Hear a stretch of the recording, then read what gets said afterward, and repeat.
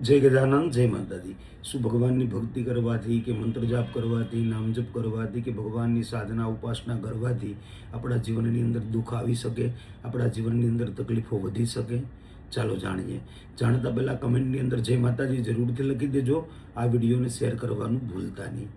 જો તમે કોઈ મંત્ર જાપ કરો છો કે નામ જપ કરો છો ને એકાએક તમારા જીવનની અંદર આપદાઓ આવવા લાગે છે, વિઘ્નો આવવા લાગે છે, ઘરની અંદર કજિયો કંકાસ વધવા લાગે છે, બીમારીઓ આવવા લાગે છે, તો સમજો કે તમારા ઘરની અંદર નેગેટિવિટી વધારે છે। એ નેગેટિવિટી જે છે એ નથી ઈચ્છતી કે તમે તમારા ઘરની અંદર ભગવાનની ભક્તિ કરો, નામ જપ કરો કે મંત્ર જાપ કરો। અને આ કળિયુગ છે, કળિયુગ પણ એ ન ઈચ્છે કે તમે ભગવાનની ભક્તિ કરી શકો। તો કળિયુગની અંદર રહીને કળિયુગની અંદર ભગવાનની ભક્તિ કરવા માટે તમારા જીવનની અંદર સકારાત્મકતા હોવી બહુ જરૂરી છે।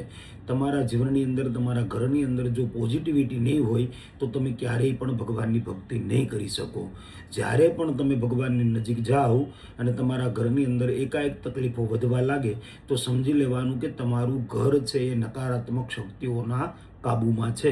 તો એમાંથી મુક્ત થવા માટે તમારે બને એટલું, જેટલું દુઃખ વધે એમ તમારે ભગવાનની ભક્તિ વધારે કરવી જોઈએ।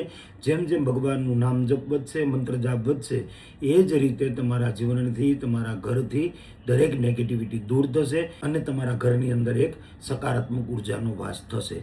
તો જે પણ ભક્ત ભગવાનની ભક્તિ કરે છે એના જીવનમાં દુઃખ આવે છે, એનો મતલબ એ છે કે નેગેટિવિટી તમને ભગવાનની નજીક નથી જવા દેતી।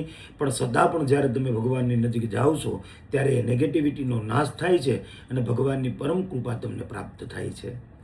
જય ગજાનંદ, જય માતાજી।